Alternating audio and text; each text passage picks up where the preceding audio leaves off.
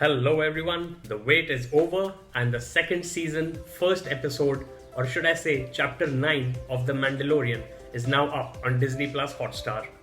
It's going to be a good watch. It says 51 minutes of running time and the description, a simple one-liner, reads, "The Mandalorian is drawn to the outer rim in search of others of his kind." After seeing what their group can do when they were escaping from Nevarro, I can't wait to see what others will be capable of. Alright then, let's get this watch party started. My review of the first chapter of the second season coming up right away after this. Chapter 9 of the Mandalorian saga is named The Marshal. It's directed by Jon Favreau, who is also the creator of the series.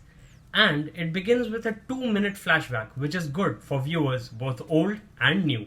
Now get ready for some heavy spoilers, or if you want to avoid them, we can wait till you come back after you watch it and then we can discuss it through the comments. Din Djarin, who we better know as the Mandalorian, and the kid, who we better know as Baby Yoda, walk out into a heavily graffitied city and walk into a bar. But this is not the setup for a joke. In fact, it's a setup for an ambush for the Mandalorian, set by the alien he's gone to meet over there for some information because he's looking for fellow Mandalorians to guide him on his quest to reunite Baby Yoda back with its own species. Mando's fighting skills and the whistling birds on his arm make short work of the ambush, and then he gets the information he needs. And surprise, surprise, he's heading back to a famous planet in Star Wars folklore, Tatooine. Mando has previously visited Tatooine back in Chapter 5, The Gunslinger. A little bit of trivia on the side about Chapter 5, The Gunslinger. Mark Hamill, Luke Skywalker of the Star Wars saga, had a voice cameo as the bartender. And that episode also had Ming-Na Wen, who is famous as Disney's original Mulan. She also had a cameo in the latest movie that was a live-action adaptation of the beloved fairy tale from Disney. Mando lands right back into the workshop that he had visited in The Gunslinger. And the workshop owner, Amy Sedaris, says, "Thank the Force," when she sees Baby Yoda.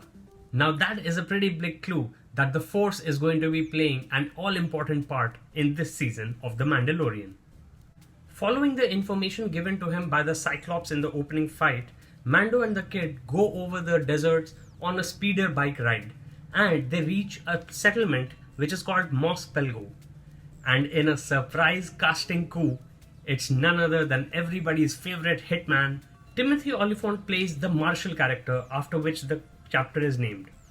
He has got Boba Fett's armor, who was a very major character in the Star Wars original films. In fact, he is renowned most for putting Harrison Ford's Han Solo in carbonite. Mando wants his Mandalorian armor back, but before they can have it out, the main villain of this chapter is revealed. A huge acid-spitting dragon.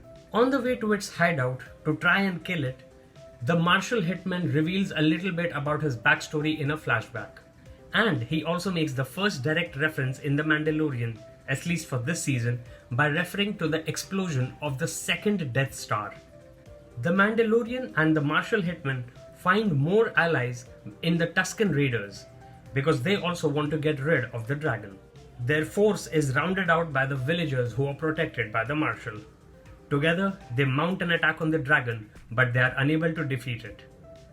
Until the Mandalorian pulls off an excellent sacrifice gambit and blows up the dragon from the inside.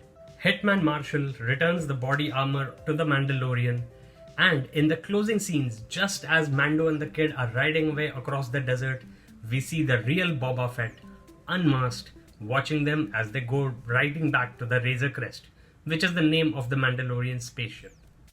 Maybe Boba Fett will join forces and hitch a ride with the Mandalorian to tell him more about the Jedi and the Force, which Baby Yoda has in ample amounts.